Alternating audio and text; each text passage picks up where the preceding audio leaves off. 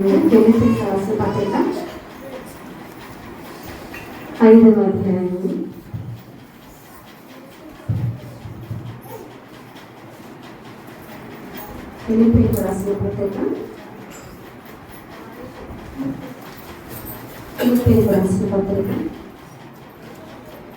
2వ అధ్యాయము 5వ వచనం. క్రీస్తు యేసునకు కలిగిన ఈ మనస్సు మీరును కలిగి ఉండుడి. వినండి ప్రియులారా, ఈ దినాన ఈ క్షణాన మరికొద్ది నిమిషములలో మనం అందరము బలలో చేయబోతున్నాము. అయితే ఈ దినాన ఆయన ఒక మంచి సువర్తమానము మనకి ఇస్తున్నాము. 22వ తేదీలో మనం ఉన్నాము. 25వ తేదీన క్రిస్మస్ జరుపుకోబోతున్నాము, ఆయన పుట్టినరోజు దినాన్ని. అయితే క్రిస్మస్ అంటే మనం గుర్తొచ్చేది ఏంటి మెయిన్ కాన్సెప్ట్స్ క్రిస్మస్లో తెలుసు కదండి అందరికీ. స్కిప్ చేస్తారు, పాటలు పాడతారు. ఏంటి అందులో ఉన్న ముఖ్య అంశాలు, ఆ పాత్రలు, ఆ పేర్లు ఎవరు చెప్పాలి? గొర్రెల కాపరులు, జ్ఞానులు, నక్షత్రం, కొల్లలు కదా అండి. అంటే అలాగే వెళ్దాం మనం కూడా ఈ క్షణాన. చూడండి, ఫిలిప్పీలకు రాసిన పత్రిక 2వ అధ్యాయం 5వ వచనంలో అమ్మాయి చదివింది, క్రీస్తునకు కలిగిన మనస్సు మనము కలిగి ఉండాలి. క్రీస్తునకు కలిగిన మనస్సు మనం కలిగి ఉండాలి. క్రీస్తు కలిగి ఉన్న మనస్సు ఏంటి? క్రీస్తునకు కలిగిన మనస్సు మనం, ఇక్కడ చూడండి వినండి, క్రీస్తునకు కలిగిన మనస్సు మనం కలిగి ఉండాలి. క్రీస్తునకు కలిగిన మనస్సు అంటే ఏంటంటే చెప్పండి. ఆయన మనస్సు ఏ మనస్సు? ప్రాణము పెట్టే మనస్సు. ఇంకా చెప్పండి. క్రీస్తునకు కలిగిన మనస్సు మనం కూడా కలిగి ఉండాలి. పనులు చేయలేకపోతున్నాం కాబట్టి కంపల్సరీ ఆయన మనస్సు కలిగిన వారమై మనము ఉండాలి. అయితే క్రీస్తుకు కలిగిన మనస్సు మనం కలిగి ఉండడం అంటే అసలు క్రీస్తు మనస్సు ఏంటో తెలిస్తే కదా మనం ఆ మనసును కలిగి ఉండడానికి. క్రీస్తుకు కలిగి ఉన్న మనసు అంటే ఏంటి? క్రీస్తుకు కలిగి ఉన్న మనసు అంటే ఏంటి చెప్పండి. క్రీస్తుకు కలిగి ఉన్న మనసు అంటే ఏంటి తెలిసి చెప్పండి అండి. మంచి మనసు, దీన మనసు, క్షమించే మనసు, ప్రాణం అర్పించే మనసు, త్యాగం చేసే మనసు కదా అండి. చూద్దాం. అయితే మీరు అన్ని కరెక్ట్గానే చెప్పారు. క్రీస్తు యేసునకు కలిగిన మనస్సు అంటే ఆయన అక్కడ ఉండడం విడిచిపెట్టకూడని భాగ్యమని ఎంచుకొనక మనందరి కోసం ఇదే ఫిలిప్పీ 2:5-8 వరకు చదివితే మీకు అర్థమవుతుంది. నేను చెప్పాలని ఆశపడట్లేదు. ఇప్పుడు మన 24 రాత్రికి దీని గురించి ధ్యానం చేద్దాం. అయితే ఏంటి ఆయన కలిగిన మనస్సు అంటే దాని అర్థం ఏంటంటే అది త్యాగపూరితమైన మనస్సు, అది చావునకు సిద్ధమైన మనస్సు, నీతి కలిగిన మనస్సు, యథార్థమైన మనస్సు కదా అండి. మనందరి రక్షణార్థం ఎంతగానో ఎలాగ జరిగిద్దని తెలుసు. ఎలాగ జరిగిద్దని తెలుసు అంటే జాగ్రత్తగా వినాలండి. ఎక్కడి నుంచో సెల్ ఫోన్ సౌండ్ వస్తుంది, జాగ్రత్తగా వినండి. ఎక్కువసేపు మాట్లాడని ఆశపడట్లేదు, కొద్దిసేపే మాట్లాడతాను. మన దేవుని సన్నిధిలో ఉన్నాము, కాస్త జాగ్రత్తగా వినండి.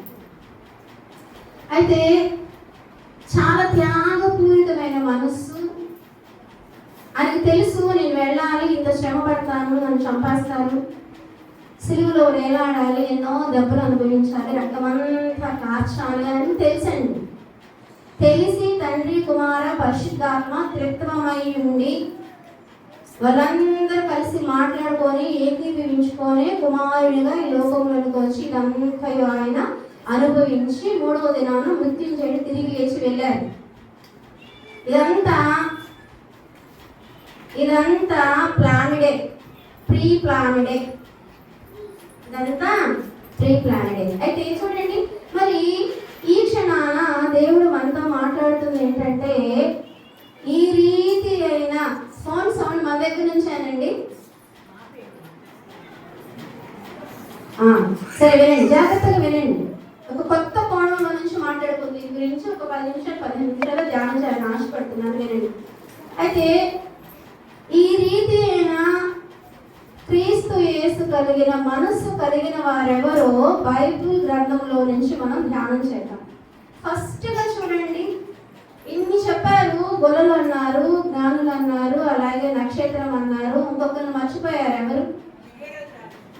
ఇంకా ఎలీసబెత్ ఉన్నారు కదా. ఎలీసబెత్ ఉన్నారా? ఎవరావిడ? యోహాను తల్లి. అంతకంటే ముందర ఎవరు? యోహాను పుట్టాక యోహాను తల్లి. యోహాను తల్లి కంటే ముందర ఎవరు? మరియకి ఏమవుతారు? బంధువే అవుతారు కదా. మరి ఎవరు? ఆయన ఖండానికి సిద్ధమై ముందుకు వచ్చిన తల్లి కదా. ఎలిజబెత్ గారి గురించి చదువుకుందాం మనం. చూడండి, లూకాసు వార్త 1వ అధ్యాయము, లూకాసు వార్త 1వ అధ్యాయము 41వ వచనం. ఎలిజబెతు మరియ యొక్క వందన వచనము వినగానే ఆమె గర్భములోని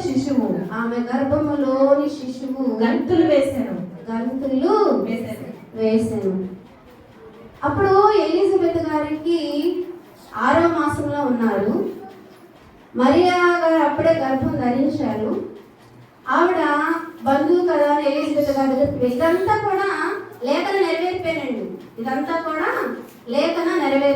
మరియా గారు అక్కడికి వెళ్ళారు. అయితే వెళ్ళినప్పుడు జరిగింది ఏంటి? నాకు ఇక్కడ వచ్చిన చదవబడింది ఏంటి? ఇప్పుడు ఎవరికి వందనని చెప్పారు? ఎవరి వందన వచ్చిన వినగానే గర్భంలోని శిశువు గంతులు వేశారు? చెప్పాలి. మరియమ్మ గారు ఏం చెప్పారు? ఎవరికి?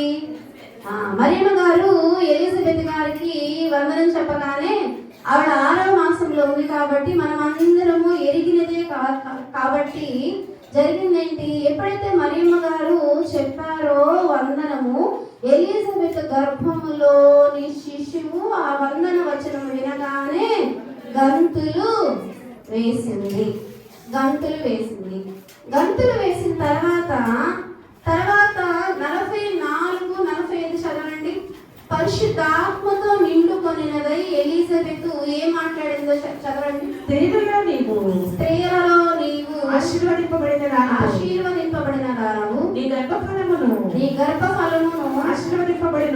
ఆశీర్వదింపబడెను. నా ప్రభువు తల్లి నా యొద్దకు వచ్చుట నాకు ఎలాగూ ప్రాప్తించెను. ఇదిగో చాలండి. ఏమంటుందండి? ఎప్పుడైతే మరియమ్మ తల్లి వందనం చెప్పిందో ఎలిజబెత్ గారికి, ఎలిజబెత్ గారు గర్భములో ఉన్న శిశువైన యోహాను గారు ఏం చేశారు? గంతులు వేసిన తర్వాత ఆవిడకి ఏం సంభవించింది? ఎలిజబెత్ గారికి పరిశుద్ధాత్మతో నిండుకొనినదై బిగ్గరగా ఇట్లా నేను. చూడండి, ఇక్కడ నేను మాట్లాడుతుంది ఏంటంటే ఎలిజబెత్ గారి గురించి మాట్లాడుతున్నాను. ఎలిజబెత్ గారి గురించి మాట్లాడుతూ మనము కలిగి ఉన్న సహవాసము ఏమి సహవాసము? మనము పరిశుద్ధాత్మ నిండుకొనిన బిడ్డల సహవాసములో ఉన్నామా, లేదా లోకపరమైన సహవాసములో మనము ఉన్నామా?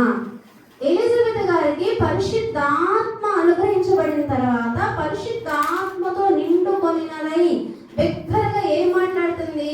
నువ్వు చాలా ఆశీర్వదించబడ్డావమ్మా, నీ గర్భఫలం ఆశీర్వదించబడిందమ్మా. అట్లాగే నా ప్రభువు తల్లి నా యొద్దకు వచ్చుట నాకు ఎలాగ ప్రాప్తించింది? నేనెంత అదృష్టవంతురాలిని. ఎవరైనా నా ప్రభువు తల్లి అంటే ఎవరు? మరియమ్మ తల్లి. నా ప్రభువు తల్లి అంటే మరియమ్మ తల్లి. అప్పుడే గబ్రియల్ దూత వచ్చింది, దర్శించింది మరియమ్మ గారిని. నీకు ఇలా బాగుపడతాడని చెప్పింది. అది పరిశుద్ధాత్మ ద్వారా సంభవించిందని జరిగింది. తర్వాత మరియమ్మ గారు ఎలిజబెత్ గారి దగ్గరికి వెళ్ళడం జరిగింది కదా. ఏంటి, నా ప్రభువు తల్లి నా ఎద్దుకు వచ్చుట ఎలాగో ప్రార్థించింది. ఇది ఎలా జరిగింది? ఆవిడ మాట్లాడుతుంది ఏంటి, ఎలిజబెత్ గారు ఏం కలిగి ఉన్నారు, మంచి సహవాసమును కలిగి ఉన్నారు. ఆ మంచి సహవాసములో నుంచి ఆ బిడ్డకు అనుగ్రహించబడింది ఏంటి, పరిశుద్ధాత్మ అనుగ్రహించబడిన తర్వాత ఆ పరిశుద్ధాత్మ చేత సరిగా వివేచించి ఏం చేసింది, మరియమ్మ గారితో సహవాసము చేసింది. సహవాసం అంటే ఏంటంటే ఇంగ్లీష్ లో ఫెలోషిప్. ఫెలోషిప్ మనదే ఫెలోషిప్ సరే, ఎన్నో ఫెలోషిప్స్ ఉన్నాయి భూమి మీద. సహవాసం విశ్వాసులు కూడుకుని అది ఏదైనా సహవాసం అవ్వచ్చు. అయితే ఈ సహవాసం ఏ రీతిగా సహవాసం అయి ఉండాలా? ఈ సహవాసంలో ఉన్న వాళ్ళందరూ ఏ రీతిగా ఉండాలి, పరిశుద్ధాత్మ పొందుకొనిన వారై ఉండాలి. పరిశుద్ధాత్మ పొందుకొనిన వారై ఉండాలి. దాని అర్థం ఏంటండి, యేసుక్రీస్తు వారి లోకానికి వచ్చి 32 సంవత్సరాలు బ్రతికి శిష్యులతో చెప్పారు కదా, నేను వెళ్ళబోతున్నానని చెప్పారు కదా. చెప్పినప్పుడు వాళ్ళు ఏమన్నారు, ఇది కూడా మనం బోధించుకున్నాం ఆల్రెడీ.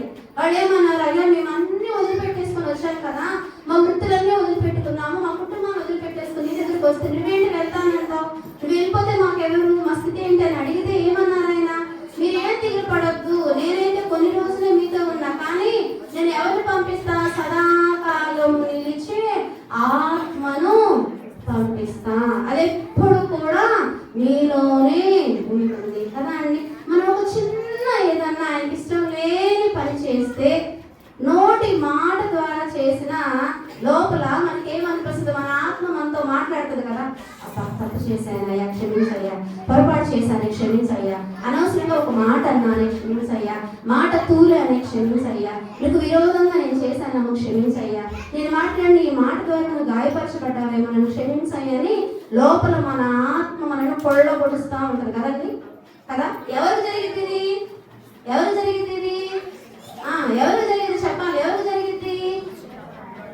విశ్వాసులుగా ఉంటూ మహాశ్రమలలో గుండా వెళ్ళి ఆయన చేత ముద్రించబడి ఆయన రక్తం అనే ముద్రలో ఉండి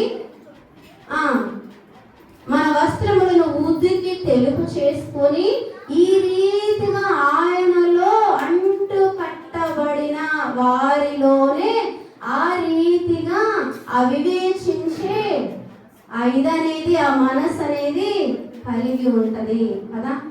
నేను విశ్వాసం కలిగి ఉన్నా, నేను ఆయనలో ఉన్నా, ఇన్ని దినాలు ఉన్నా, ఈ రీతిగా ఉన్నా అని కూడా మన ఆత్మ మనల్ని లోపల ఒకవేళ మనం కరెక్ట్గా ఏదైనా చేయకపోతే, మన ఆత్మ మనలో మనల్ని గద్దించకపోతే మనము పరిశుద్ధాత్మలో లేని వారమే, ఆ సహవాసము కలిగిన వారము మనము కాదు కదా అండి.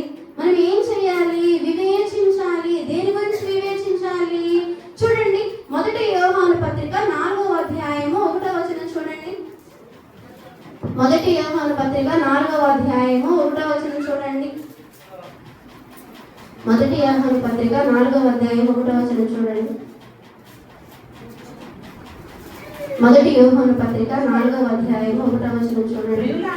ప్రియులారా, అనేకులైన అబద్ధ ప్రవక్తలు లోకములోనికి బయలు వెళ్ళి ఉన్నారు గనుక ప్రతి ఆత్మను నమ్మక ఆయా ఆత్మలు దేవుని సంబంధమైనవో కావో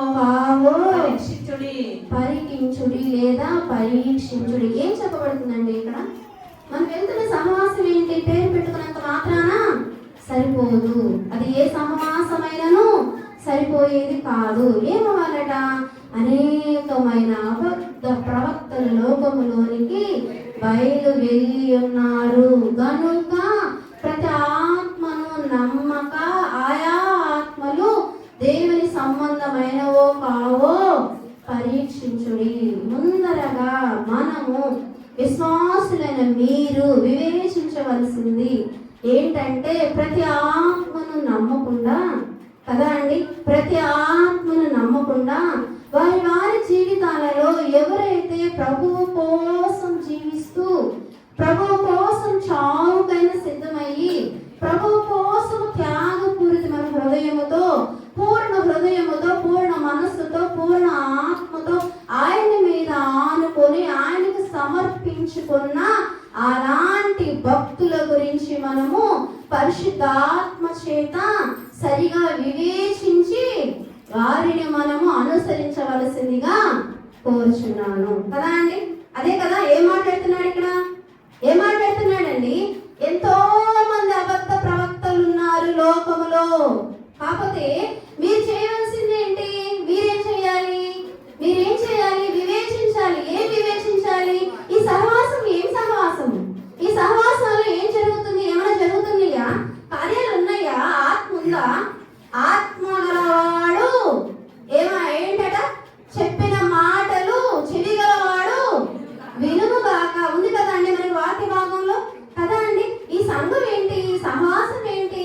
సహవాసంలో బిడ్డలు ఎవరు? సహవాసంని నడిపిస్తుంది ఎవరు? లీడ్ చేస్తుంది ఎవరు? ఉపదేశిస్తుంది ఎవరు? వారు ఉన్న రీతి ఏంటి? వారు ఉన్న క్రమం ఏంటి? వారున్న స్థితి ఏంటి? వారు ఆత్మ కలిగిన వారేనా? పరిశుద్ధాత్మను పొందుకున్న వారేనా? వారి జీవితాలను వారు దేవుని కోసం అర్పించుకున్నారా? దేవుని కోసము ఉజ్జీవముతో రగులుతున్నారా? దేవుని కోసము పూర్ణ హృదయముతో, పూర్ణ మనసుతో, పూర్ణ ఆత్మతో ఆయన మీద ఆనుకొని ఆయన కోసమే జీవితం అని ఇదవుతున్నారా అని కూడా మనము వివేచించాలి మన సహవాసం గురించి. కదండి, ప్రతి ఆత్మను ఏమన్నారు? ప్రతి ఆత్మను నమ్మక. ప్రతి ఆత్మను మనం నమ్మకూడదట. ఏమి నమ్మాలి? ఆయా ఆత్మలు దేవుని సంబంధమైనవో కావో పరీక్షించుడి. ఏం లేకుండా ఉండాలా? ఆయన సహవాసంలో ఉన్నామంటే, పరిశుద్ధాత్మ కలిగి ఉన్నామంటే, రాత్రి మాట్లాడుకున్నాం కదా మనం. ఏం మాట్లాడుకున్నాము? మనం ఏ రీతిగా ఉండకూడదు? మిథ్యానీయులుగా మనం ఉండకూడదు, అమాలేకీయులుగా మనము ఉండకూడదు. భక్తి కలిగిన వారమని చెప్పుకుంటూ, విశ్వాసులమని చెప్పుకుంటూ, కదా అండి, భక్తి కలిగిన వారమని చెప్పుకుంటూ, విశ్వాసులమని చెప్పుకుంటూ మనం మాట్లాడే మాట, మనం ప్రవర్తించే తీరు, మనం వేసుకునే వస్త్రములు, వస్త్రధారణ, మన భాష, మన ఎవ్రీథింగ్ కూడా ఎలా ఉండాలా? తగుమట్టుకే ఉండాలా, మాన్యముగా ఉండాలా, ఆత్మ కలిగిన వారముగా ఉండాలా. కదా అండి, ఆ రీతిగా ఎవరున్నారు ఇక్కడ మనకి? ఎలిజబెత్ గారు ఉన్నారు. పరిశుద్ధాత్మతో నిండుకున్నారు, ఆ సహవాసంలో ఉన్నారు. పరిశుద్ధాత్మతో నిండుకునే కదా ఆవిడ వివేచించి ఆ సహవాసంలో ఉండి పరిశుద్ధాత్మతో నింపబడి ఏమంది? నువ్వు ఆశీర్వదించబడ్డావమ్మా, నా ప్రభువు తల్లి నా ఎద్దుకు వచ్చుట నాకు ఎలాగూ ప్రాప్తించింది. మరి తల్లి గారు పరిశుద్ధాత్మ కలిగి ఉన్నారు, ఎలిజబెత్ గారు కూడా పరిశుద్ధాత్మ కలిగి ఉన్నారు. ఇద్దరు సహవాసమును కలిగి ఉన్నారు. కదా అండి, ఈ మనస్సే క్రీస్తు మనస్సు. రెండవదిగా చూడండి, లూకా సువార్త 2వ అధ్యాయము 8వ వచనము 9వ వచనం.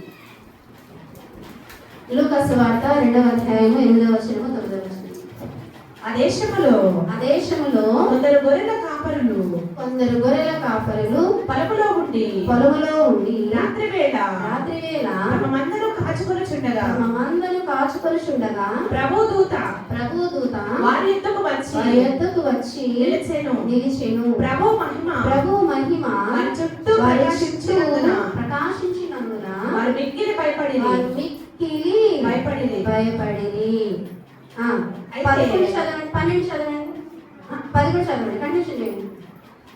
అయితే ఆ దూత భయపడకుడి, ఇదిగో ప్రజలందరికీ కలుగబోవు మహా సంతోషకరమైన సువర్తమానము నేను మీకు తెలియజేయుచున్నాను. దావీదు పట్టణమందు నేడు రక్షకుడు మీ కొరకు పుట్టి ఉన్నాడు. ఈయన ప్రభువైన క్రీస్తు.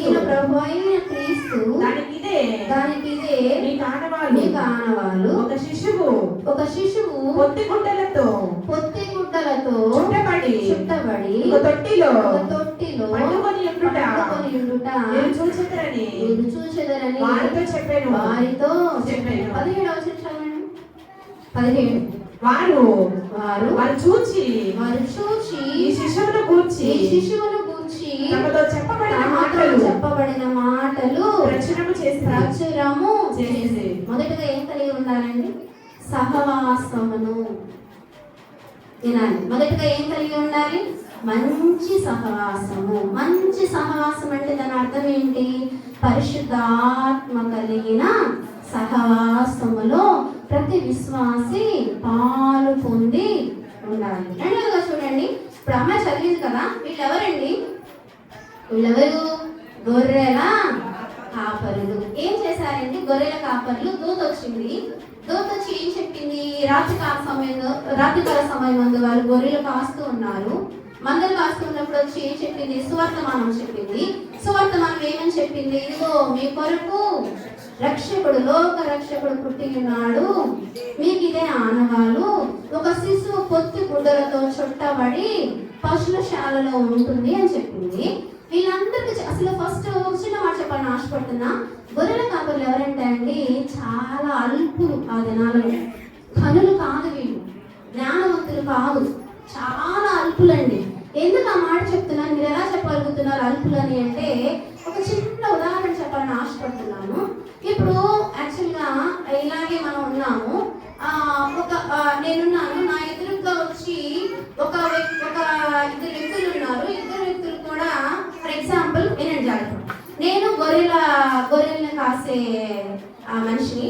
ఇద్దరు వ్యక్తులు ఉన్నారు, ఒకరినొకరు ఎదురుగా పొడుచుకొని చంపేసుకున్నారు. అప్పుడు నేను సాక్ష్యం చెప్పాలి కదా. అర్థమవుతుందండి అందరికి? నేను గొర్రెలు కాసే మనిషిని, నా ఎదురుగా ఇద్దరు మనుషులు ఉన్నారు. వాళ్ళిద్దరు ఏం చేశారంటే ఒకరికొకళ్ళు పొడుచుకున్నారు. ఒకతను ఒక వ్యక్తిని పొడిచారు, ఆయన చనిపోయారు. అది జరిగిన సంఘటన నా కళ్ళ ముందర. నేను గొర్రెల కాపరిగా ఉన్నాను. అయితే ఇప్పుడు రేపు వాళ్ళిద్దరు లీగల్ గా ప్రొసీడ్ అయ్యి కేసు పెట్టుకొని సాక్ష్యం చెప్పడానికి మనం చూసాం కదా. అంటే గొర్రెల కాపరుల సాక్ష్యం కూడా తీసుకోరండి. అర్థమవుతుందా నేను మాట్లాడేది? ఎందుకు గొర్రెల కాపరులు అల్పులు అంటే, ఎంత అల్పులు అంటే, ఈ లోకపరంగా మనకు అలాంటి తెలియదు కదా. ఈ ప్రస్తుతానికి వినాలండి జాగ్రత్త. ఈ లోకపరంగా ఎవరు ఏ రీతిలో ఉన్నా, అల్పులైనా, జ్ఞానులైనా, అదుపులైనా, వెనకున్నా లేకపోయినా, పేదలైనా, నిరుపేదలైనా, ఐశ్వర్యవంతులైన ఎవరైనా సరే, మన కళ్ళ ముందు ఏమన్నా జరిగితే సాక్ష్యం ఇవ్వడానికి మనం అర్హులమా కాదా? మాట్లాడాలండి. అర్హులము, కంపల్సరీ అర్హులమే, వీఆర్ ఎలిజిబుల్ సాక్ష్యం ఇవ్వడానికి. నా కళ్ళ ముందు జరిగిన, నేను గొర్రెల కాపరిని కాబట్టి, నేను అంత అల్పమైన స్థితిలో ఉన్నాను కాబట్టి నన్ను సాక్షిగా వాళ్ళలో ఒకళ్ళు పిలవడానికి లేదు. పిలిచినా ఆ సాక్ష్యము కాదు, అది కొట్టివేయబడేది, అది కన్సిడర్ చేసేది కాదు. అంటే అంత లో ప్రయారిటీ ఎవరికి ఉంది? గొర్రెల కాపరులకి. అర్థమైందండి అందరికి? ఎంత లో ప్రయారిటీ ఉంది? చాలా లో ప్రయారిటీ ఉంది. అంటే చాలా తక్కువ స్థితిలో, అల్పమైన స్థితిలో వాళ్ళు ఆ దినాలలో గొర్రెల కాపరులు ఉండేవాళ్ళు. వాళ్ళ సాక్ష్యము కూడా తీసుకునేవాళ్ళు కాదు, చెల్లుబడయ్యేది కాదు. అలాంటి బిడ్డలకి ఎవరొచ్చి చెప్పారండి? దూతే కదా వచ్చింది. మంద కాచుకుంటుంటే దూత వచ్చి ఏం చెప్పింది? ఇది మీకు శుభవర్తమానం, ఇది మీకు ఆనవాలు అని చెప్పింది కదా. Very good. చెప్పగానే వాళ్ళు ఏం చేశారండి? 17వ వచనంలో ఏం చేశారు? చెప్పిన దానిని ప్రచురపరచారు కదా అండి. ఏం చేశారు? చెప్పిన దాన్ని అలాగే వాళ్ళ హృదయాల్లో కీప్ చేసేసుకొని వెళ్ళిపోయారా భయపడి? చెప్పమన్నాడు కాబట్టి వాళ్ళు ఏం చేశారు? ప్రచురపరిచారు. అంటే ఇక్కడ మనం ఏ రీతిగా ఉండాలి? బలలో చేయబోతున్నా మనము సువార్త ప్రకటన చేయువారమై ఉండాలా, మంచి సహవాసం కలిగి ఉండాలా. అన్యుల సహవాసము కాదు, వేరే సహవాసాలు కాదు. పరిశుద్ధాత్మ పొందుకోవాలని చెప్పి కూడా ఆత్మను గాయపరిచే స్థితి లేకుండా మంచి సహవాసం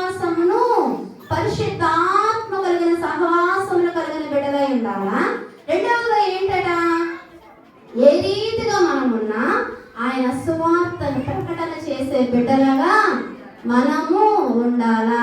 మన పని ఈ లోకపరంగా మనం సర్వైవ్ అవ్వాలంటే పని చేసుకోవాలి, వెళ్ళాలి, మన పని మనం చేసుకోవాలి, కష్టార్జితాన్ని సంపాదించుకోవాలి, తినాలి, కుటుంబాన్ని పోషించుకోవాలి, చేయాలి.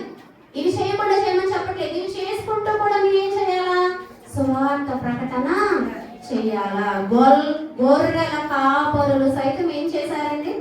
సువార్త ప్రకటన చేశారు. సువార్త ప్రకటన చేశారు, ప్రచురపరిచారు. ఇదిగో మాకు యేసయ్య పుట్టాడు, లోక రక్షకుడు పుట్టాడు, గంతులు వేశారు, కేకలు వేశారు కదా అండి. ఎంత అల్పమైన స్థితి అండి వాళ్ళది. ఎంత అల్పమైన స్థితి అయినప్పటికీ వాడు ఏం చేశారు? చాలా సంతోషభరితులు వెళ్ళి చూశారు, చూసిన దాన్ని ఎరిగారు.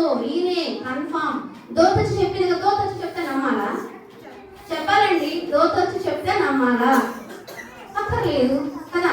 దోతొచ్చి చెప్పినంత మాత్రం నమ్మాల్సిన అవసరం లేదు కదా. వాళ్ళు ఏంటి? నమ్మారు, విశ్వసించారు, ఎరిగారు, చూశారు. చూచింది హృదయం ముందు తల పోసుకొని సంతోషించి అందరికి కూడా ప్రచురపరిచారు. ఇదిగో యేసయ్య పుట్టాడు, మనకి రక్షకుడు పుట్టాడు, మనం రక్షించడానికి వచ్చాడు, మేము చూసాం అక్కడ ఉన్నాడని అందరికీ ప్రకటన చేశారు. ఆ రీతిగా మనం ఎలా ఉండాలా? ఆయన నమ్ముకొని విశ్వాసులను ముద్రించబడిన మనం ఏం చేయాలా? సువార్త ప్రకటన చేయాలి. ఏ స్థితికైనా, ఏ రీతి అయినా కానీ ఏం చేయాలండి? మన ఇరుగు చెప్పాలా, మన వీధిలో చెప్పాలా, మన ప్రాంతంలో చెప్పాలా. వీలైతే పని నిమిత్తం ఎక్కడికి వెళ్ళినను అక్కడ నీ పని చేసుకుంటూ కూడా యేసయ్య పని చెయ్యాలి. ఏంటండి సువార్త అంటే? చెప్పండి ఒక ముక్కలో చెప్పండి. సువార్త అంటే చెప్పండి, ఒక ముక్కలో చెప్పండి. ఏంటి? ఆయన నమ్ముకోండి. ఆయన వచ్చాడు మన కోసం. 32 సంవత్సరాలు ఉన్నారు, తర్వాత చనిపోయి తిరిగి లేచారు. ఆయనలో ఉంటే మనం కూడా అలాగే నమ్మండి. రాకడా సమీపించింది, చెడ్డ దినాల్లో ఉన్నాం, పాప లోకంలో మనం ఉన్నాం, రక్షించబడకపోతే నిత్య జీవం లేదు. ఇదేనండి సువార్త అంటే కదా అండి. కదా, గొర్రెలు ఏం చేశారు? గొర్రెల కాపరులు సువార్త ప్రకటించారు. మూడవదిగా చూడండి, మత్తయి సువార్త 2వ అధ్యాయము 2వ వచనం. బైబిల్ ఉన్న వాళ్ళందరూ ఓపెన్ చేస్తుంటారు. మత్తయి సువార్త 2వ అధ్యాయము 2వ వచనం. మత్తయి సువార్త. యూదుల రాజుగా పుట్టినవాడు ఎక్కడ ఉన్నాడు? యూదుల రాజుగా పుట్టినవాడు ఎక్కడ ఉన్నాడు? తూర్పు దిక్కున. తూర్పు దిక్కున. మేము ఆయన నక్షత్రమును చూచి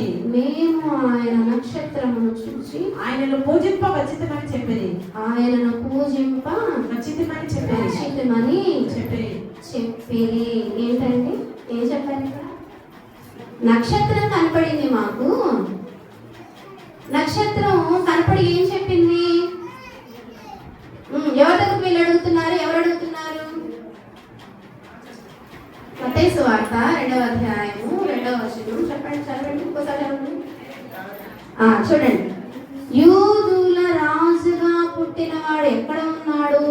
తూర్పు దిక్కున మేము ఆయన నక్షత్రము చూచి ఆయనను పూజింపవచ్చితమని చెప్పిరి. చూడండి, అది ఏంటంటే యూదయ దేశం బెత్లెహేములో ఆయన పుట్టారు. హేరోదు దినములలో ఉన్నారు. ఇక్కడ మనం మూడవగా ఏంటంటే నక్షత్రం గురించి చెప్పుకున్నాము. నక్షత్రం అంటే ఏంటండి? నక్షత్రం ఏం చేస్తుంది? వెలిగించింది. పోయిన వారం కూడా మనం టేబుల్ మెసేజ్ లో, బల్ల మెసేజ్ లో ఏం మాట్లాడుకున్నాము? వెలుగు గురించే మనము మాట్లాడుకున్నాము. మనమే చీకటిలో ఉంటే, మనమే చీకటిని కలిగి ఉంటే మనం ఎలా నలుగురిని వెలుగులోకి నడిపించగలం కదా అండి. ఇక నక్షత్రం ఏం చేసింది? నడిపించింది. ఎవరు నడిపించింది? జ్ఞానులను నడిపించింది. ఎక్కడికి నడిపించింది? దేవుని దగ్గరకు నడిపించింది కదా అండి. దేవుని దగ్గరికి నడిపించింది. అంటే నక్షత్రం చేసే పనేంటి? వెలిగిస్తుంది. ఆ వెలుగును చూచుకుంటూ అది, ఆ నక్షత్రం అనేది వాళ్ళని ప్రయాణం చేయించింది. ఈ ప్లేస్, ఆ ప్లేస్ అని ఆ దిక్కులన్నీ చెప్పుకుంటా, దాన్ని చూసుకుంటా అన్ని తిరుగుతూ వాళ్ళు ఆ కన్సర్న్ ప్లేస్ కు వెళ్ళి ఆయన పూజించారు కదా అండి. అయితే నక్షత్రం ఏం చెప్పింది? త్రోవ చూపింది, దారి చూపింది, వెలిగించింది. అలాగే ఎక్కడికి నడిపించింది? ఆయన యొద్దకు నడిపించింది. అయితే నక్షత్రంలో ఉన్న క్వాలిటీ ఏంటి? వెలుగు కదా అండి. మనలో వెలుగు లేకపోతే, మనమే వెలుగుగా ఉండకపోతే కదా అండి, ఎవరికి మనం వెలుగును పంచగలం? వెలిగించగలమా? మనం వెలుగుగా ఉంటే మనం ఏం చేస్తాము? నలుగురిని చేస్తాము. మనమే చీకటి సంబంధులుగా ఉంటే, మనలో చీకటి ఉంటే కదా, వెలుగుకి చీకటికి కొత్త లేదు కదా. మనమే చీకటిగా ఉంటే వేరే వాళ్ళకి ఏమొస్తుంది? మన దగ్గర చీకటి వస్తుంది, వెలుగు రాదు కదా. మనం ఎప్పుడు వెలుగు పంచగలము? మనం వెలుగుగా ఉన్నప్పుడు. వెలుగుగా ఉండడం అంటే ఏంటి? పోయినసారి మాట్లాడుకున్నాం కదా, వెలుగు ఫలం ఏంటి? వెలుగు ఫలం ఏంటి? వెలుగు ఫలం ఏంటండి చెప్పండి. మనం మాట్లాడుకున్నాం కదా, 7 దినాలు అయింది కదా అంటారా? వెలుగు ఫలం ఏంటి? నీతి, సత్యము, మంచితనము, పవిత్రత అని కదా అండి. మరి ఇవన్నీ మనలో లేనప్పుడు మన నుంచి వాళ్ళు, మన ఎదుటి వాళ్ళు తీసుకోలేరు కదా మన దగ్గర నుండి. మనం ఉండాలి కదా ముందు మనం కదా అండి. మనం ఎవరిని? వెలుగు సంబంధులము కదా అండి. మనం వెలుగు కలిగిన వారము. మనం వెలుగు కలిగిన వారము, వెలుగు సంబంధులమై ఉంటేనే వెలుగు చూపగలము కదా. వెలుగు కలిగిన వారు ఏ రీతిగా ఉంటారు? భక్తి కలిగి ఉంటారు. వెలుగు కలిగిన వారు ఏ రీతిగా ఉంటారు? యథార్థముగా ఉంటారు. వెలుగు కలిగిన వారు ఏ రీతిగా ఉంటారు? ఆయన అనుసరించే వారిగా ఉంటారు కదా అండి. ఎలా ఉంటారట వెలుగు సంబంధులు? వెలుగు సంబంధులు ఎలా ఉంటారట? భక్తి కలిగి ఉంటారు. వెలుగు సంబంధులు ఎలా ఉంటారట? వెలుగు సంబంధులు ఎలా ఉంటారట? భక్తి కలిగి ఉంటారు. వెలుగు సంబంధులు ఇంకా ఏం కలిగి ఉంటారు?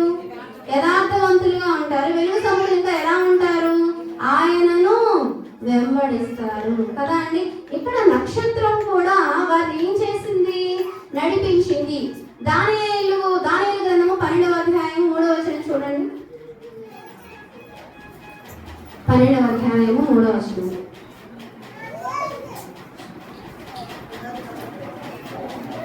దానియేలు 12వ అధ్యాయము 3వ వచనం. 12వ అధ్యాయం. బుద్ధిమంతులైతే ఆకాశ మండలములోని జ్యోతులను పోలిన వారై ప్రకాశించెదరు.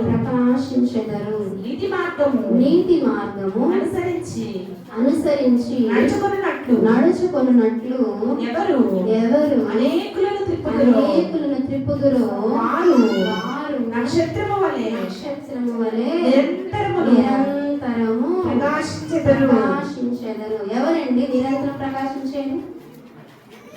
వెలుగు పంచిది నక్షత్రం, నిరంతరం ప్రకాశించుద్దట. ఎవరంట నిరంతరం ప్రకాశించేది? ఏమవ్వాలట? ఏం చేస్తే నిరంతరం ప్రకాశిస్తారట? ఏం చేయాలట? బుద్ధి కలిగి ఉండాలా? ఎవరు అనేకులను త్రిప్పుదోరో వారు నక్షత్రం వలె నిరంతరము ప్రకాశించుదురు. అనేకులను బుద్ధి కలిగి త్రిప్పగలిగిన వారముగా మనము ఉండాలి. బుద్ధి కలిగి అనేకులను నడిపించు వారముగా మనము ఉండాలి. బుద్ధి కలిగి అనేక మందిని దేవునిలోనికి తెచ్చువారమై ఉండాలి. అప్పుడు ఏమవుతామట? నిరంతరము ప్రకాశిస్తారు కదా అండి. నిరంతరము ప్రకాశిస్తారు. ఏం కలిగి ఉండాలట? దానియేలు 12:3 ప్రకారం ఏం కలిగి ఉండాలి? నీతి మార్గము అనుసరించి నడుచుకోవాలా? బుద్ధి కలిగి ఉండాలి. ఈ మాట ఎందుకు చెప్పారంటే మనం బుద్ధి లేకుండా ఉన్నామా? చెప్పాలండి. బైబిల్ గ్రంథంలో రాయబడిందంటే అర్థం ఏంటి? బుద్ధి కలిగి ఉండమన్నారు ఆయన. ఏం బుద్ధి కలిగి ఉండాలి? మంచి బుద్ధి కలిగి ఉండాలి. అంటే ఒకవేళ అలా లేకుండా మీరు ఉన్నారేమో, ఏ పరిస్థితులకైనా అలా అవుతారేమో, అందుకని ముందుగానే ఏం మాట్లాడుతున్నారు మనతో? నీతి కలిగి ఉండాలా, బుద్ధి కలిగి ఉండాలా, భక్తి కలిగి ఉండాలా, యథార్థత కలిగి ఉండాలా. అప్పుడు మాత్రమే మీరు అనేక మందిని దేవుని యొద్దకు తిప్పగలుగుతారు, అనేక మందిని దేవుని యొద్దకు నడిపించగలుగుతారు, అనేక మందిని ఆయనలోకి తీసుకొని వస్తారు కదా అండి. అప్పుడు ఏమవుతాం? మనము నిరంతరము ప్రకాశిస్తాము. ఎలా ఉండాలా? వెలుగు సంబంధులుగా ఉండాలి కదా అండి. చీకటి సంబంధులుగా ఉండకూడదు. చీకటితో వెలుగుకు పొత్తు ఏంటి? పొత్తు లేదు. కెన్ కట్ ఇట్ మనలో ఈ క్షణమే ఏదన్నా ఉంటే కట్ చేసుకోవాలి, దాన్ని పెరగలేకూడదు. వన్స్ వచ్చిందా పెరిగిపోతుంది. ఏమవ్వాలా? కట్ చేసుకుంటూ వెళ్ళాలి కదా అండి, కదా. అది పెరగలేకూడదు. పెరిగితే మళ్ళా మహావృక్షం అయిపోతుంది. ఆ వృక్షంలోకి మళ్ళా పిచ్చుకలు అన్నీ వచ్చి గూళ్ళు పెట్టేస్తాయి కదా, అవునా? చెట్టు పెద్ద వృక్షం అయితే ఏం జరుగుతుంది? అది చిన్న మాట చెప్పాలని ఆశపడుతున్నాను. ఇప్పుడు యేసుక్రీస్తు వారు మనందరినీ లెక్కేసి, అదిగో మమత నన్ను ఎంతో ప్రేమిస్తుంది, 5 గ్రాములు ప్రేమిస్తుంది. పోనీ మన రాధేవి గారు ఎంత, ఎన్ని గ్రాములు, కేజీలు, అర కేజీ లెక్క, అలా లెక్క చూస్తే ఎంత అండి లెక్క మంది? ఆలోచించండి ఒకసారి అందరూ.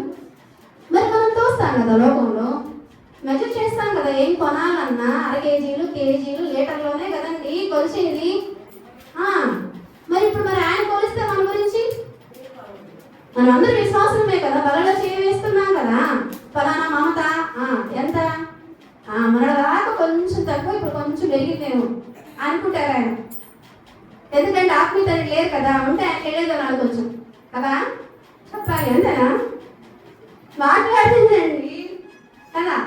అందుకని నా లెక్క అంతకు ముందులో మేబీ ఒకవేళ ఒక 200 ఒక పావు కేజీ ఏమో, ఆ పావు కేజీకి ఇంకొంచెం పెరిగిందేమో. నాకు చెప్పేసా, మీరు చెప్పండి, మీరు ఆలోచించుకోండి ఒకసారి.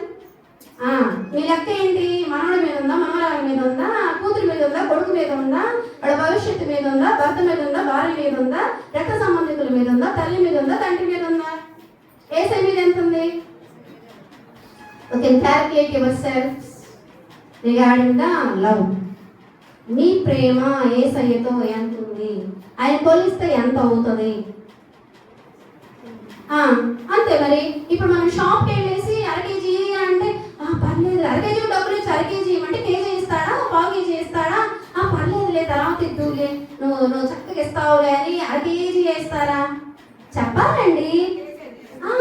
నువ్వు 100 గ్రాములు డబ్బులు ఇస్తే 100 గ్రాములు ఇస్తాడు, పావు కేజీకి డబ్బులు ఇస్తే పావు కేజీ ఇస్తాడు, అర కేజీకి డబ్బులు ఇస్తే అర కేజీ ఇస్తాడు. డబ్బులు ఏమైనా ఎక్కువ ఉన్నాయా ఏంటి నీకు అనవసరం ఇవ్వడానికి? మరి లోకపరంగా ఇన్ని క్యాలిక్యులేషన్స్ ఉంటే ఆయన క్యాలిక్యులేట్ చేయడా? నువ్వు 1 గ్రాము ప్రేమిస్తే 1 గ్రామే ప్రేమిస్తాడు మిమ్మల్ని కూడా కదా. చెప్పండి అండి, నువ్వు 1 గ్రాము ప్రేమిస్తే 1 గ్రామే. ఆయన మంచి దేవుడు కదా, లోకపరంగా అది మన కాదు. నువ్వు 1 గ్రాము ప్రేమిస్తే ఇంకా తక్కువే ప్రేమిస్తాడు నేను. పైకి మాత్రం 1 గ్రాము అంటే కేజీ లెక్క ప్రేమిస్తున్నావు మాటలు ముచ్చట్లు చెప్తారు కదా, అవునా కదా? చెప్పండి అండి కదా. ఎస్, ఇది రైట్, ఇది యూనివర్సల్ ట్రూత్, నగ్న సత్యం ఇది. ఎస్, అని మన దేవుడు లోకపరంగా కాదు. మాట ఇస్తే తప్పడు, వాగ్దానం చేసిన వాడు నమ్మదగిన వాడు కదా అండి. ఒకసారి ఆలోచించుకోండి, నా ప్రేమ యేసయ్యతో ఎలా ఉంది, నా అనుబంధం ఆయనతో ఎలా ఉంది, నా వ్యక్తిగతం ఆయనతో ఎలా ఉంది, నా రిలేషన్షిప్ ఆయనతో ఎలా ఉంది కదా అండి, కదా. చూడండి, నెక్స్ట్ చూద్దాం. చూడండి, మత్తయి సువార్త 2వ అధ్యాయము 11వ వచనం. మత్తయి సువార్త 2వ అధ్యాయము 11వ వచనం. చూడండి, మత్తయి సువార్త 2వ అధ్యాయము 11వ వచనం. ఇంటిలోనికి వచ్చి తల్లి అయిన మరియను ఆ శిశువును చూచి సాగిలపడి ఆయనను పూజించి తమ పెట్టెలు విప్పి బంగారమును సాంబ్రాణిని బోళమును కానుకలుగా ఆయనకు సమర్పించింది. ఇప్పటిదాకా 3 చెప్పుకున్నాము. ఎలిజబెత్ గారి గురించి మాట్లాడుకున్నాం. మంచి సహవాసం కలిగి ఉండాలి. పరిశుద్ధాత్మ సహవాసమును విశ్వాసులమైన మీ అందరూ కూడా కలిగి ఉండాలి. ఎన్నటన్నిటికీ ఆ సహవాసంలో నెలకడగా ఉండాలి. రెండవదిగా ఏం మాట్లాడుతున్నాము? గొర్రెల కాపరుల వల్లే వారు అల్పులైనను సువార్త ప్రకటన చేయ బిడ్డలుగా ఉండాలి. మూడవదిగా ఏం మాట్లాడుతున్నాము? నక్షత్రము వలె వెలుగును కలిగి చీకటి లేకుండా మన కొలత మనం ఆయన ఎడల వేసుకుంటూ అనేక మందిని ఆయన వైపు త్రిప్ప బద్దులమై ఉన్నాము. అనేక మందిని ఆయనలోకి నడిపింప బద్దులమై ఉన్నాము కదా అండి. లాస్ట్ చూడండి, ఎవరండి వీళ్ళు? ఎవరు అర్పించారు? ఏమర్పించారు? జ్ఞానులు ఏమర్పించారు? బంగారము, సాంబ్రాణి, బోలము. ఎవరికి అర్పించారు? యేసయ్యకి అర్పించారు. యేసయ్యకి అర్పించారు. అర్పించారా? అర్పించారు. ఉంది కదా మత్తయి సువార్త 2వ అధ్యాయం 11వ వచనంలో. అయితే ఇప్పుడు ఎవరు అర్పించింది ఇవన్నీ? జ్ఞానులు. జ్ఞానుల్ని దేవుడు ఏం చెప్పారో తెలుసా అండి? వాళ్ళ నోరు మూయబడింది. గొర్రెల కాపరులకేమో మీ ఇష్టం, మీరు ప్రచురపరచండి అని అన్ని రైట్స్ చేశారు ఆయన. జ్ఞానులకు మాత్రం వాళ్ళు ఎంత జ్ఞానం కలిగిన వాళ్ళు కదా కదా ఒక చిన్న మాట ఎవరైనా జ్ఞానయుక్తంగా మాట్లాడుతుంటే మనం ఏమంటాము? వెంటనే వాళ్ళు ఏం చెప్పినా అది నమ్మేస్తాము. ఇంకొంచెంసేపు మాట్లాడు బాగుందంటాము, ఆ మాటలు వింటాము కదా. జ్ఞానం కలిగిన వాళ్ళు ఈ లోకపరంగా జ్ఞానంగా మాట్లాడుతుంది, మంచిగా మాట్లాడుతుంది, ఇంకొంచెంసేపు నువ్వు మాట్లాడితే వింటాము, వెలుగుద్ది అవుతుంది. పోనీ ఏదైనా ఒక విషయం చెప్పారనుకోండి, ఒక న్యూ ఇన్వెస్ట్మెంట్, ఒక కొత్త విషయం చెప్తే వెంటనే ఇమీడియట్గా ఏం చేస్తాము? నమ్మేస్తాం కదా కాదా? చెప్పండి అండి, నమ్ముతాం కదా. మరి అట్లాగా వీళ్ళెవరో తెలుసా అండి? అసలు యూదులు కాదు, గ్రంథాలు చదివి వాటన్నింటి ప్రకారం అన్ని కనుక్కొని అనేక దేశాలకు సంబంధించి అత్యధికమైన జ్ఞానము కలిగిన జ్ఞానులు. అందుకే పేరు రాయబడలేదు. ఆ రోజు బంగారు సాంబ్రాణి గోళము 3 అర్పించబడటం జరిగింది. కానీ మనం అందరూ ఏమనుకుంటామంటే ముగ్గురే వెళ్ళారు, ఒకరు బంగారం, ఒకరు సాంబ్రాణి, ఒకరు గోళం అర్పించారు అనుకుంటాము. ముగ్గురు కాదండి వెళ్ళింది. నాకు తెలిసి 10, 15, 20 మంది దాకా వెళ్ళుండొచ్చు. కాంటే మెసేజ్ అని చెప్పలేము, కానీ ముగ్గురు అయితే మాత్రం కాదు. వెళ్ళారు. అందరూ వెళ్ళి ఏమర్పించారు? బంగారాన్ని, సాంబ్రాణి, గోళాన్ని అర్పించారు. అయితే జ్ఞానుల లక్షణం తెలుసుకున్నాం కదా. చాలా జ్ఞానవంతులు చెప్పినప్పుడు అనేక మంది వింటారు. కానీ ఇక్కడ ఏంటి? ఎవరు జ్ఞానులు అంటే హైగా ఉన్న వాళ్ళు. అంటే అర్థం ఏంటి? టాప్ ప్లేస్ లో ఉన్న వాళ్ళు, లోకపరంగా వీళ్ళకి అధికమైన స్థానం ఉంది, జ్ఞానం ఉందని అర్థమవుతుందండి. కానీ దేవుడు ఏం చేశాడు? గొర్రెల కాపరులకు ఏమీ లేదు, సాక్ష్యము కూడా చల్లదు. అట్లాంటి బిడ్డలు ఏర్పాటు చేసుకొని ప్రచురించమని చెప్పాడు. కానీ అంటే దీని అర్థం ఏంటి? దీని అర్థం మనం ఏం మాట్లాడుకోవాలి? ఈ లోక పరంగా మనం తక్కువ అనుకుంటాను, మనం ఎక్కువ చేస్తారు. ఈ లోక పరంగా నాకు అది ఉంది కదా, ఇది ఉంది కదా, జ్ఞానవంతులు కదా, చదువు ఉంది కదా, ఏమనుకున్నా మనం ఆయన దృష్టిలో తక్కువే కదా అండి. ఇక్కడ అంత జ్ఞానం కలిగిన వాళ్ళని తక్కువ చేసి shut your mouth and close your mouth. నువ్వు అంతవరకే వెళ్ళావా, చూసావా, అర్పించావా, వచ్చావా, అంతవరకే, కామ్ వెళ్ళిపో. అదే కదా జ్ఞానం చెప్పింది దేవుడు. ప్రజలు పరచలేదండి వాళ్ళు జ్ఞానం కలిగిన. ఎందుకంటే గొర్రెల కాపరులతో పోల్చుకుంటే వాళ్ళు చెప్తే 10 మంది చెప్తే, ఇద్దరు వింటే, జ్ఞానులు 10 మంది చెప్తే అది 10 మంది నమ్మేస్తారు లెక్క ప్రకారం అయితే కదా. కానీ ఏం చేశారు ఆయన? అవకాశం ఇవ్వలేదు వీళ్ళకి. అవకాశం వాళ్ళకి వాళ్ళే తెలుసుకొని.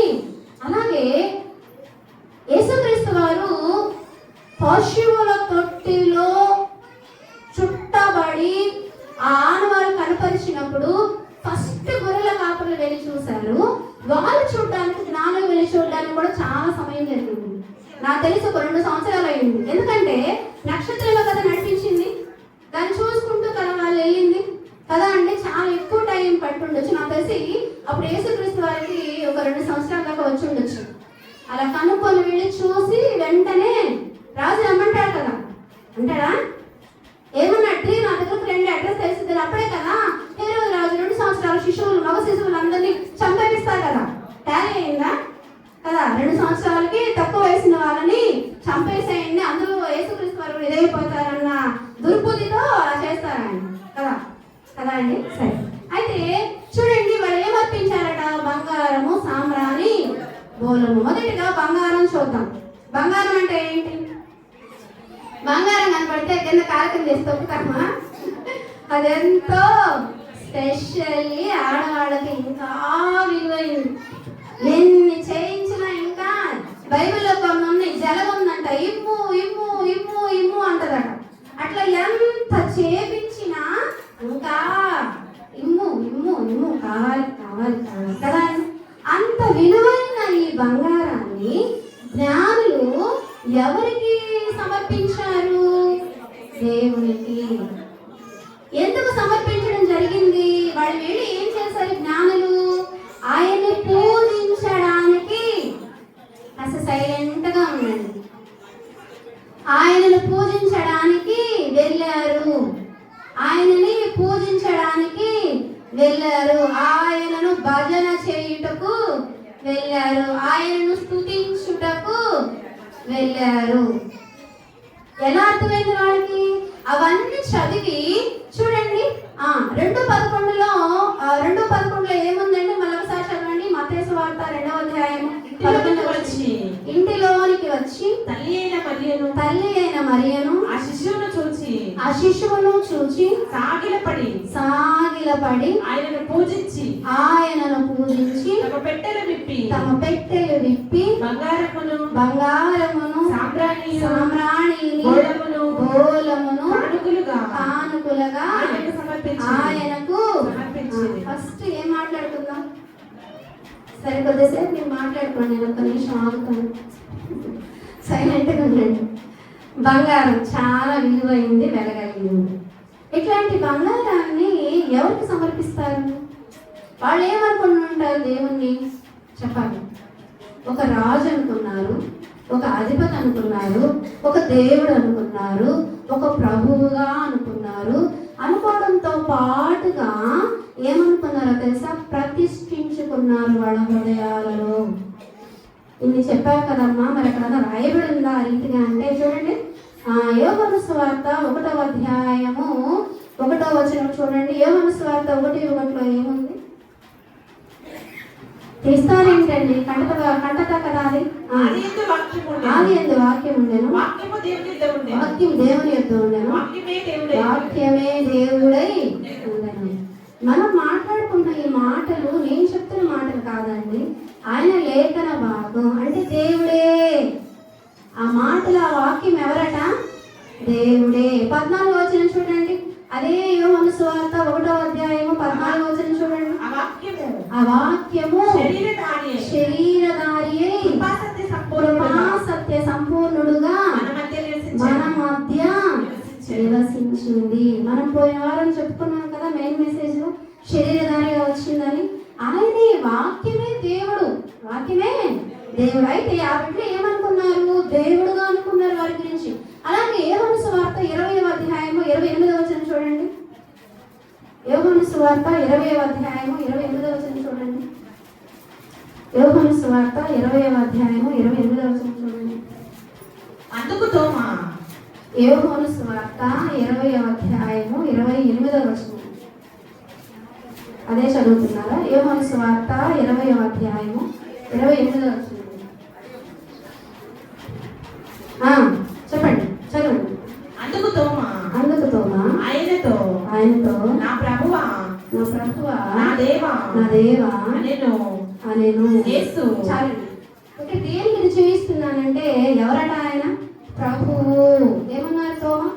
నా ప్రభువా నా దేవా అన్నారు కదా అండి. ఏమన్నారు ఆయన? నా ప్రభువా నా దేవా. అంటే జ్ఞానులు ఏమనుకున్నారు? ఆయన్ని దేవుడుగా అనుకున్నారు, ప్రభువుగా అనుకున్నారు.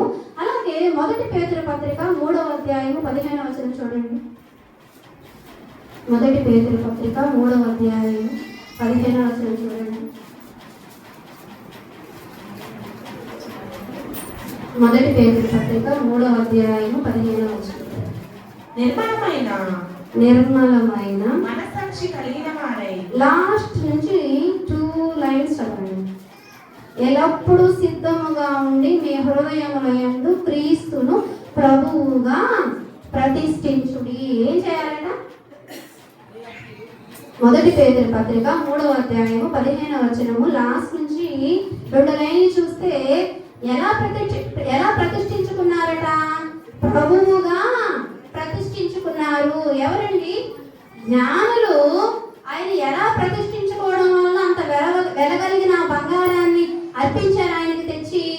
దేవునిగా అనుకున్నారు, రాజుగా అనుకున్నారు, ప్రభువుగా ప్రతిష్ఠించుకున్నారు. కాబట్టి వారి హృదయాల్లో ఆయన గురించి ఇవన్నీ నేర్చుకొని ఆ రీతిగా అనుకొని అంత వెలగలిగిన బంగారమును తెచ్చి ఆయనను పూజించారు కదా అండి. పూజించారా? అంటే పూజించడానికి ఏమి ఇవ్వాలట? వెలగలిగినవి మనము ఇవ్వాలి. వెలగలిగినవి మనము ఇవ్వాలి. మన ప్రకారముగా అయితే మన ప్రాణాత్మ శరీరములు పూర్ణ హృదయముతో, పూర్ణ మనస్సుతో, పూర్ణ ఆత్మతో ప్రతిష్ఠిత కలిగి ఆయన బల్లలో పరిశుద్ధులుగా మనము చేయవేయాలి. లోకపరంగా చూస్తే వెలగలిగిన విలువ కలిగిన వాటితో కూడా మనము పూజింప భక్తులమై ఉన్నాము. మనం రాజు దగ్గరికి వెళ్ళాము, రాజు దగ్గరికి ఒక బెలూన్ తీసుకొని అంటే వేసాయా? రాజు ఊరుకుంటాడా? రాజు పుట్టినరోజు అండి, రాజు పుట్టినరోజు అంటే గిఫ్ట్ తీసుకొని వెళ్ళాలి. గిఫ్ట్ తీసుకొని వెళ్ళాలి అంటే ఓ బెలూను, చిన్న పెన్ను, పుస్తకం తీసుకొని వెళ్తే బాగుంటుందా? ఆయన ఎవరు? రాజు. చెప్పాలండి, ఆయన ఎవరు? రాజు. మన దగ్గర ఉన్నా లేకపోతే తాహతకు మించైనా పుస్తకం తీసుకెళ్తే, పెన్ను తీసుకెళ్తే, బెలూన్ తీసుకెళ్తే బాగోదని ఎంతో కొంత విలువ కలిగింది తీసుకొని వెళ్తాం. మరి ఈయన ఎవరండి? సర్వాధికారి, సర్వశక్తిమంతుడు, సార్వభౌముడు. అన్ని ఆయన చేతిలోనే ఉన్నాయి. కాల గతులు కూడా ఆయన వశములో ఉన్నాయి కదా అండి. మరి ఆయన దగ్గరకు వచ్చి మనం ఎలా పూజింపబద్ధులమై ఉన్నాము? ఏ వెలతో మీరు వచ్చారు? ఏ విలువతో మీరు వచ్చారు? ఏ వెల తీసుకొని వచ్చారు? అర్పించడానికి, పూజించడానికి, బలలో చేరివేయడానికి కదా అండి. హృదయాల్ని పరిశీలించుకోండి. రెండవదిగా చూడండి, రెండవదిగా ఏంటండి? సాంబ్రాణి. సాంబ్రాణి ఆ రోజుల్లో ఇది ఎవరికి వేస్తాం? నవ్వేశారా అంటే ఏంటంటారు? ఎందుకు సాంబ్రాణి చెప్పాలండి? సాంబ్రాణి ఎందుకు? సువాసన కోసం. చూడండి, హెబ్రీయులకు రాసిన పత్రిక 7వ అధ్యాయము 28వ వచనం. హెబ్రీయులకు రాసిన పత్రిక 7వ అధ్యాయము 28వ వచనం. హెబ్రీయులకు రాసిన పత్రిక 7వ అధ్యాయము 28వ వచనం. శాస్త్రము బలహీనత గల మనుష్యులను యాజకులుగా నియమించును గాని ధర్మశాస్త్రమునకు తర్వాత వచ్చిన ప్రమాణపూర్వకమైన వాక్యము నిరంతరమును సంపూర్ణ సిద్ధి పొందిన కుమారుని నియమించను గనుక ఈయన ఆ ప్రధాన యాజకుల వలె. చాలండి. ఎవరండి ఈయన? ఎవరండి ఈయన?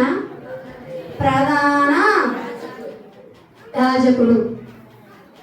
ఇందాకేమో రాజు అన్నాము, ఇందాక దేవుడు అన్నాము, ఇందాక ప్రభు అన్నాము. అలాగే ప్రతిష్ఠించుకున్నారు వాళ్ళ హృదయములలో ప్రభు అని అనుకున్నాము. ఇప్పుడు ఇక్కడ చూడండి, సాంబ్రాణి సమర్పించడం అంటే ఏంటంటే ఆయన ఎందుకు వచ్చారు? మానవుల పాపము నిమిత్తము తనకు తాను ప్రాయశ్చిత్తము చేసుకునే పరిమళ వాసన కలిగిన ప్రధాన యాజకునిగా ఆయన వచ్చారు. ఎవరుగా వచ్చారండి? ప్రధాన యాజకునిగా. ఏ వాసన? పరిమళ వాసన. మనం ఎలా ఉండాలా? పరిమళ వాసన. పరిమళ వాసన అంటే లోకపరంగా, శారీరక పరంగా కాదండి. ఏ పరిమళం ఇది? స్ప్రే కాస్త కొడితే పరిమళం వస్తుంది కదా, కానీ ఏంటిది? ఆత్మీయ సువాసన కలిగిన బిడ్డలుగా మన మాటలు ఎలా ఉండాలో? ఉప్పు వేసినవై ఉండాలి కదా అండి. ఏముండాలా? పరిమళ వాసన మన నుంచి. అంటే ఏంటి? మంచి పేరు కదా అండి. మన వీధులు వెళ్తుంటే, ఇక్కడికి వస్తుంటే, అబ్బా ఎంత మంచి బిడ్డరా, యేసయ్య కుటుంబంలోకి వెళ్తున్నారా, చక్కని సహవాసం, స్వార్థ ప్రకటన చేస్తారు, తగ్గించుకుంటారు, మంచి బిడ్డలు. మంచి బిడ్డలన్న పేరు పరిమళ వాసన లాగా. అది మనం వెళ్తుంటే వీధుల వెంట గుప్పు గుప్పు మనాల, అందరి ముక్కు పుటాలకు వెళ్ళాలి కదా. అంటే దాని అర్థం ఏంటి? అలా మనల్ని మనం ప్రత్యేకపరుచుకోవాలి. ఆ ప్రత్యేకపరుచుకోవడం అనేది అందరూ కూడా మన గురించి ఎంత ప్రత్యేకపరుచుకున్నారు, ఏ రీతిగా వాళ్ళు ఉన్నారు, అసలు వాళ్ళు ఏంటి, వాళ్ళ మాట ఏంటి, వాళ్ళ సంభాషణ ఏంటి, వాళ్ళ వస్త్రధారణ ఏంటి అనేది మన గురించి చెప్పుకొని ఆ రకమైన మాదిరితనం మనము కలిగి ఉండాలి. సరే, అయిపోయింది. మూడవదిగా బోళం. ఎవరు తెలుసు బోళం అంటే? చెప్పండి, ఏంటి బోళం అంటే? అయిపోయింది, 5 నిమిషాలు. బోళం అంటే ఏంటి? చేదు. ఇది దేనికి ఇండికేషన్? చేదు. శిలువ మీద ఆయన మరణించబోయే ముందర ఆ పలుకున 7 మాటల్లో ఒక మాట కదా, ఏమన్నారు ఆయన? నాకు దాహం అవుతుంది అంటే వాళ్ళు ఏమి ఇచ్చారు? చేదు చెరకిచ్చారు. ఎంత అన్యాయం అండి! ఎవరి కోసం ఇదంతా? ఎందుకు వచ్చారో తెలుసా అండి? ఆయన బోళం అంటే తెలుసా చెప్తున్నా, ఏమనుకోవద్దు. బోళం అంటే ఈజిప్ట్ దేశంలో ఈజిప్షియన్ మమ్మీస్ ఉంటాయి. అంటే ఏంటంటే చనిపోయిన వ్యక్తిని లాంగ్ టైం భద్రపరచడానికి ఆ బోళాన్ని యూజ్ చేస్తే ఆ శవం అనేది అనేక సంవత్సరాల పాటు అదే రీతిగా ఉంటుంది, పాడవదన్నమాట. దానికి ఉపయోగించేదే బోళం. ఇది దేనికి ఇండికేషన్? ఆయన వస్తారు, మన కోసం చనిపోతారు, మన కోసమే, మన పాపాల కోసం ఆయన ప్రాయశ్చిత్తమై రాజుగా వచ్చారు, దేవుడుగా వచ్చారు, ప్రతిష్ఠిత జనముగా మరణ చేసుకోవడం కోసం వచ్చారు, బంగారము. అలాగే ప్రధాన యాజకునిగా వచ్చారు, సువార్త ప్రకటన చేశారు. మూడవదిగా మన నిమిత్తం ఆయన మన పాపాల నిమిత్తం వధింపబడిన, మరణం అవ్వబోతున్న, మరణించిన క్రీస్తునకు సూచనగా ఈ బోళం అనేది ఉంది కదా అండి. ఈ బోళం అనేది దానికి సూచనగా ఉంది.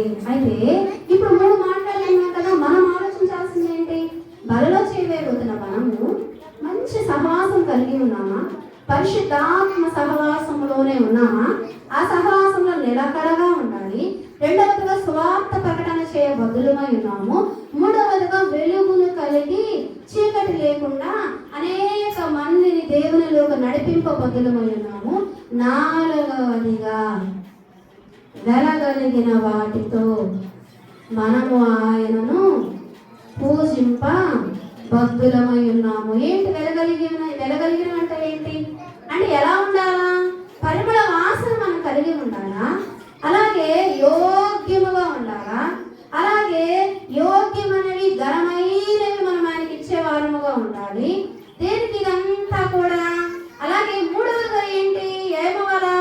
చచ్చిపోయే సిద్ధ మనస్సు మనము కలిగి ఉండాలని ప్రకటన నిమిత్తము, స్వార్థ ప్రకటన నిమిత్తము, దేవుళ్ళకి అనేక మందిని నడిపింప నిమిత్తము కదా అండి.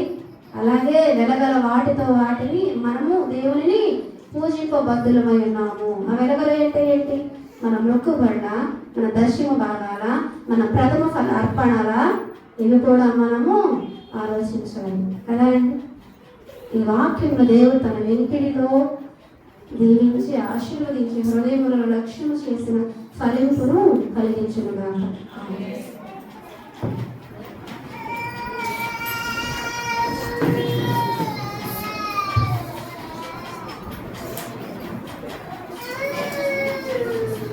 కళ్ళు మూసుకోండి.